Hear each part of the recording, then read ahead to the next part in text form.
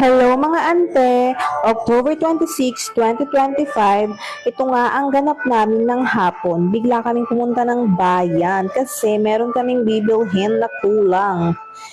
At kung ano yon, makikita niyo mamaya pag uwi. At ito na nga, dumadaan kami sa tulay ng Bautista Bayambang. Yes, taga Bayambang ako. Kaya sa mga taga Bayambang dyan, do share and support.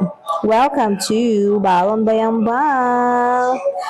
At i-pass forward na nga natin. Nabili na namin yung kailangan naming bilhin sa bayan. At eto na nga, after namin mabili yon, kumain kami saglit dahil nag-aya yung panganay ko na kumain daw kami sa Boboyog. Alam mo na kung saan ito.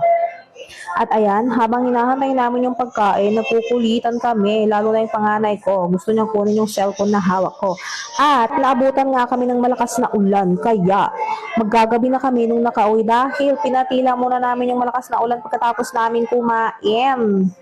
At ayan na nga yung binili naming tiles nasa ilalim ng aking legs. Nangali nga yung pakod dyan mga ante, nakatulog na yung anak ko. Okay, bye-bye.